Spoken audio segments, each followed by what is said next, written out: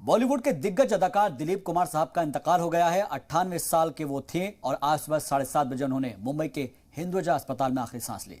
दिलीप कुमार को सांस लेने में दिक्कत के सबब 29 जून को अस्पताल में दाखिल किया गया था और वो काफी वक्त से बीमार चल रहे थे। आज शाम 5 बजे दिलीप कुमार साहब को सुपुर्द खाक किया जाएगा। दरअसल उनका असली नाम मोहम्मद यूसुफ खान था और उनकी पैदाइश 11 दिसंबर 1922 को हुई थी। उन्हें हिंदी सिनेमा में द फर्स्ट खान के नाम से भी जाना जाता है। दिलीप कुमार ने साल 1966 में सायरा बानो से शादी की थी, जो खुद भी एक अदाकारा थी, और जब दोनों की शादी हुई तब सायरा बानो दिलीप कुमार साहब से 22 साल छोटी थी। सायरा बानो के साथ दिलीप कुमार का साथ आखिरी सांस तक बना रहा और सायरा बानो मुसलसल अस्पताल से दिलीप कुमार के चाहने वालों को उनकी हेल्थ का अपडेट देती रही। ये 6 तस्वीरें इस बात की तस्दीक करती है कि कैसे उनका सफर रहा है, लेकिन अब दिलीप कुमार साहब हमारे बीच नहीं रहे हैं, वो इंतकाल फरमा गए हैं। 98 साल की उम्र में उन्होंने आखिरी सांस ली। उनके चाहने वाले इस वक्त उनको याद कर रहे हैं, उनके फिल्मों के डायलॉग्स को याद कर रहे हैं, उनकी एक्टिंग को याद कर रहे हैं, और जो उनके साथ काम करने वाले लोग हैं वो उनकी अदाकारी को याद कर रहे हैं और कह रहे हैं कि एक इंस्टीट्यूशन, एक संस्था को हमने खो दिया है जिसने हमको पढ़ाया है, समझाया है कि कैसे एक्टिंग की जाती है।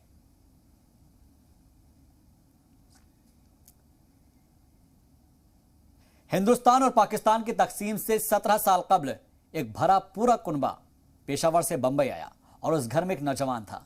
बंबई आकर उसे कुछ बनना तो था, लेकिन क्या ये शायद उसे भी नहीं मालूम था, और बेहद ही कम बोलने वाले इस नौजवान की बात उसके घर के लोग भी नहीं समझ पाते थे। फिर एक दिन तकदीर ने करवट ली और उसे यूसुफ खान से दिलीप कुमार बना दिया। अगर मेरी जीत आपके दिल में खटकती है, मुझे आपका इनाम नहीं चाहिए, मैं अपनी जीत अपने साथ ले जाऊंगा। मौत को अगर आना है तो महल की 4 दीवारी फांद कर भी आ सकती है। मैं खो चुका हूं सपनों की ऐसी ही दुनिया में जहां सुख की बरखा कभी नहीं थमती। बॉलीवुड के ट्रेजेडी किंग, आसान अल्फाज में कहें तो अपने फिल्मों के जरिए अपनी अदाकारी से गम में समंदर तक ले जाने वाला एक फनकार दिलीप कुमार। ये शुरुआती इमेज थी दिलीप साहब की। डायलॉग के नाम पर नपे तुले अल्फाज, गहरी आंखों से बात करने वाली अदायगी, जो भी बोले तो अंदर तक उतर जाए। जैसे आज के दौर में आमिर खान बेस्ट या शाहरुख खान बेस्ट या फिर सलमान खान बेस्ट वाली बहस छिड़ी रहती है, आज से 60 साल कबल यही बहस होती थी राज कपूर, देव आनंद और दिलीप कुमार के दरमियान। बॉलीवुड के लेजेंड की यूसुफ खान से दिलीप कुमार बनने की जाने पहला कदम पड़ा था साल 1922 में, जब उनका कुनबा पेशावर से बंबई शिफ्ट हो गया। दिलीप साहब के वालिद लाला गुलाम सरवर फल ताजिर थे। दिलीप 18 बरस के हुए तो उन्हें कैंटीन का काम करने की सूझी। ये काम उन्होंने बंबई में नहीं, पुणे में शुरू किया। तब वो यूसुफ खान थे, दिलीप नहीं, लेकिन किस्मत तो उन्हें वापस बंबई लाने वाली थी। पुणे में यूसुफ पर अदाकारा देविका रानी की नजर पड़ी। देविका रानी ने कहा, तुम्हें तो फिल्मों में होना चाहिए। अदाकारा देविका रानी बॉम्बे टॉकीज की मालिकिन थी। देविका रानी के बुलावे पर यूसुफ बंबई लौट कर आए। देविका रानी ने ही यूसुफ को नाम दिया दिलीप कुमार।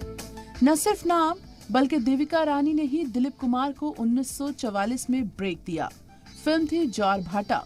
फिल्म खास नहीं चली, लेकिन दिलीप कुमार को नोटिस किया गया, माना गया कि दांव लगाने के लायक है। हाँ, फिर वो चंदा आपका और अब ये घर भी आपका है। इसके बाद 1947 में दिलीप कुमार की फिल्म आई जुगनू। आप ही चंदा वसूल कीजिए। दिलीप के संजीदा अंदाज की जमकर तारीफ हुई। पहली बार उनकी डायलॉग डिलीवरी को गहराई से नोटिस किया गया। पिछले दरवाजे से कहे है तो क्यों पूछता है? पिताजी घर में है। इसके बाद 1948 में मेला और उसके बाद 1949 में राज कपूर और नरगिस के साथ फिल्म आई अंदाज। अंदाज के आने से पहले हर कोई बेचैन था, दिलीप कुमार भारी पड़ेंगे या फिर राज कपूर, लेकिन दोनों अपनी अपनी जगह मुकम्मल थे। इसके बाद 1958 में आई यहूदी और उसी के साथ साथ बिमल रॉय की देवदास। पारो के गम में डूबे देवदास का किरदार दिलीप कुमार ने जिस तरह से जिया, असल में वहीं से ट्रेजेडी किंग की छाप उन पर पड़ी। जब ये मान लिया गया कि हंसना हंसाना हो तो राज कपूर या देवानंद और रुलाना हो तो दिलीप कुमार। ठीक उसी वक्त दिलीप ने इस इमेज को तोड़ने के लिए कुछ हल्की फुल्की फिल्में की, जैसे कोहिनूर और उसके बाद रामश्याम। लेकिन ट्रेजेडी किंग से मानो सिनेमा ट्रेजेडिक रोल ही चाहता था। दिलीप किरदार में लौटे मुगले आजम से मधुबाला के साथ दिलीप कुमार की केमिस्ट्री लाजवाब थी। इसके बाद कुछ वक्त फिल्मों से दूर रहे। 1982 में जब दिलीप साहब ने शक्ति फिल्म से वापसी की तो ज्यादातर नाजरीन यही देखने गए थे कि अमिताभ के सामने अदाकारी कहां ठहरती है। वाकई दुनिया दीवानी है। हिंदुस्तान में किसी अदाकार के नाम इतने अवार्ड नहीं है।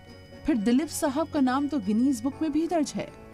Film fair life time achievement award से लेकर इंडियन सिनेमा के नोबेल दादा साहेब फाल्के अवार्ड और पद्म एजाज तक ये अदाकारी और ये अदाकार आज भी मिसाल है। ब्यूरो रिपोर्ट, जी मीडिया।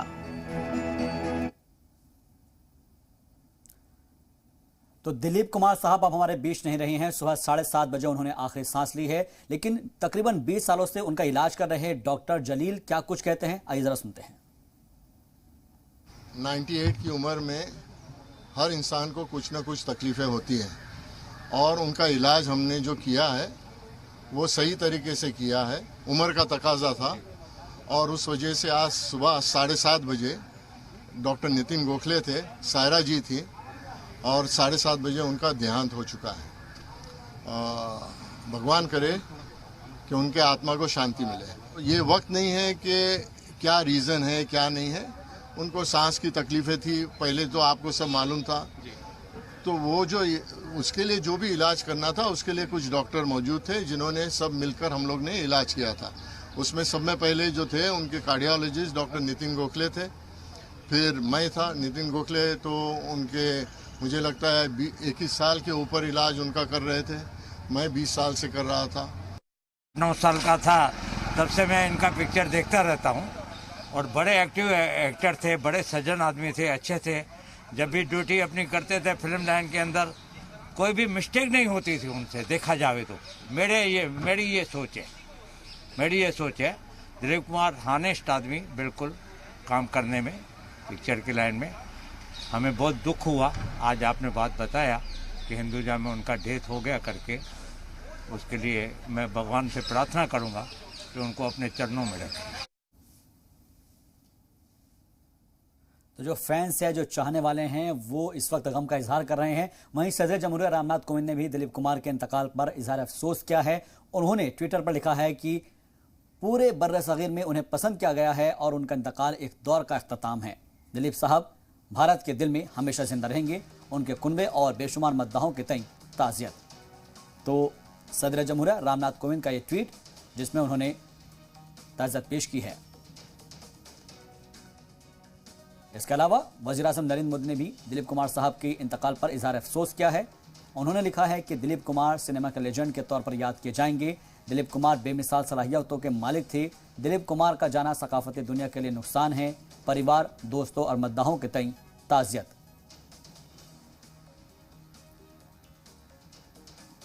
वज़ीर दिफा राजनाथ सिंह ने भी इजहार अफसोस किया है और लिखा है कि दिलीप कुमार जी एक शानदार अदाकार, एक सच्चे थेस्पियन थे जिन्हें इंडियन फिल्म इंडस्ट्री में मिसाली शराकत के लिए जाना जाएगा। उन्होंने गंगा जमुना जैसी फिल्मों में अपना शानदार अदाकारी से लाखों मद्दाहों को मुतासिर किया। उनके इंतकाल से मुझे गहरा दुख पहुंचा है। कांग्रेस लीडर राहुल गांधी ने भी दिलीप कुमार साहब के इंतकाल पर इजहार अफसोस किया है। राहुल गांधी ने लिखा है कि परिवार, दोस्तों और मद्दाहों के तई मेरी गहरी ताज़ियत। दिलीप कुमार के मद्दाह इंडियन सिनेमा में उनके शानदार काम हमेशा याद रखेंगे। कांग्रेस जनरल सेक्रेटरी प्रियंका गांधी वाड्रा ने भी दिलीप कुमार साहब के इंतकाल पर इजहार अफसोस किया है। उन्होंने ट्विटर पर लिखा, यह मुल्क है वीर जवानों का, अपनी आज़ादी को हम हरगिज़ मिटा सकते नहीं जैसे गीतों को करोड़ों लोगों की जुबान तक पहुंचाने वाले और जिंदगी को अदाकारी के जरिए पर्दे पर उकेरने वाले मशहूर अदाकार दिलीप कुमार जी का जाना सिनेमा का एक दौर का इख्तिताम है। अहले खाना के तई मेरी गहरी हमदर्दी। दिल्ली के वज़ीर आला अरविंद केजरीवाल ने भी इंतकाल पर इजहार अफसोस किया है। केजरीवाल ने ट्वीट करते हुए लिखा है कि हिंदी फिल्म इंडस्ट्री के मशहूर अदाकार दिलीप कुमार जी का चले जाना बॉलीवुड के एक बाब का इख्तिताम है। यूसुफ साहब की शानदार अदाकारी फ़न की दुनिया में एक यूनिवर्सिटी के बराबर था। वो हम सब के दिलों में जिंदा रहेंगे। ईश्वर दिवंगत आत्मा को अपने श्री चरणों में स्थान दे। समाजवादी पार्टी के सदर अखिलेश यादव ने भी दिलीप कुमार के इंतकाल पर अफसोस का इजहार करते हुए लिखा है, मौत उन्हें कहीं ले जा नहीं सकती और चाहने वालों की याद उन्हें कहीं जाने नहीं देगी।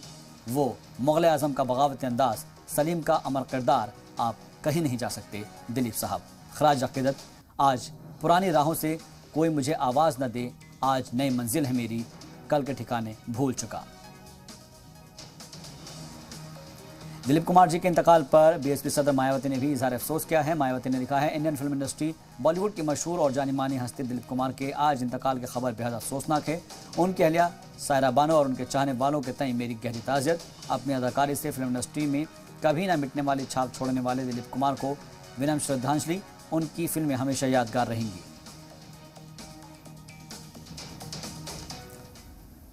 तो तमाम बड़ी हस्तियों ने इस वक्त ट्वीट करते हुए अपने अपने गम का इजहार किया है, लेकिन दिलीप कुमार साहब के बहुत से डायलॉग ऐसे हैं जो काफी मशहूर हुए थे। उनमें से कुछ डायलॉग आपको सुनवाते हैं। हमारे गले घोंट दो और हमें दहकती हुई आगों में जलाओ। हमारी बदबूदार लाशों को शहर की गलियों में फेंकवा दो, ताकि वो मजबूर, वो गरीब जिनका हमने अधिकार छीना है, जिनके घरों पर हम तबाही लाए हैं, वो हमारी लाशों पर थूके। आई एम वेरी वेरी टॉरी, हाँ वेरी वेरी टॉरी, वेरी वेरी टॉरी। तो बच्चे बताए तभी तेल लेवा जाओ, तो तुम्हें भी तेल लेवा जाओ। टांडो टांडे। ए भाई साहब, मेरी बीवी की हालत बहुत खराब है, उसको अस्पताल पहुंचाना है। भाई साहब वो मर जाएगी, आपके बच्चे जिए, हमारी इतनी मदद कर दो, उसको अस्पताल पहुंचा दो भाई साहब। भाई साहब आपके बच्चे जिए। अगर आज शहंशाह इंसाफ के पर्दे में अपनी शिकस्त का इंतकाम ही लेना चाहता है तो उसे अनारकली नहीं मिलेगी, उसे अपने बेटे की जान लेनी होगी। कौन कमबख्त है जो बर्दाश्त करने के लिए पीता है? मैं तो पीता हूं कि बस सांस ले सकूं। छोड़ दे मुझे धन्नो, छोड़ दे। अरे राम कसम, ये सब कुत्ते की तरह मेरा पीछा किए हैं धन्नो। मैं भूखों मर गया धन्नो, मैं भूखों मर गया। मैं घर से बेघर हो गया धन्नो, मैं घर से बेघर हो गया।